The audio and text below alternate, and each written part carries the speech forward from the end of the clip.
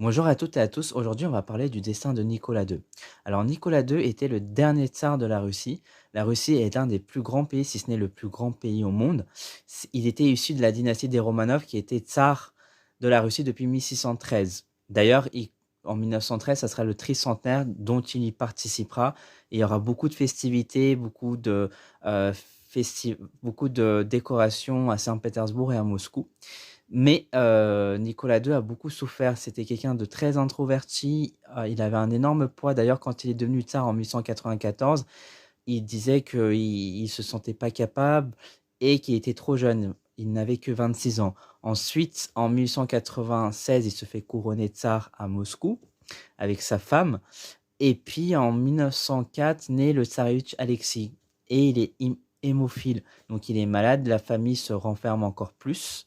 En 1905, c'est le dimanche sanglant. Là, le peuple demande des réformes, une amélioration des conditions de vie, sauf que l'armée tire sur eux. Nicolas II n'était pas au courant, donc il n'était pas à Saint-Pétersbourg. Enfin, il était au palais Alexandre, qui est à une vingtaine de kilomètres de Saint-Pétersbourg, donc il n'était pas au courant. Mais le peuple ne lui pardonnera pas.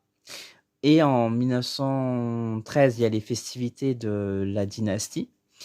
Là, le peuple, on va se dire qu'il l'accepte à peu près, mais c'est en 1915, pendant la Première Guerre mondiale, il est à la tête de l'armée. Et là, il n'est pas du tout un bon lieutenant.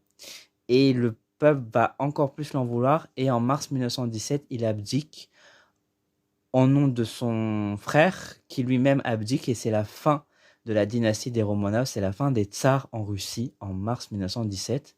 Et comme vous le savez, en juillet 1918, toute la famille est assassinée.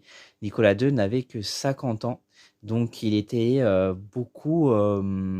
voilà, il était quelqu'un qui cherchait à aider, mais sans vraiment savoir comment. Tous ces problèmes familiaux et en plus le poids de la couronne de Russie, c'était trop pour lui. Et du coup, voilà, son destin est très tragique et c'est pour ça que j'ai voulu évoquer sa vie. Voilà, je vous dis à bientôt pour une nouvelle vidéo d'anecdotes d'histoire d'ailleurs.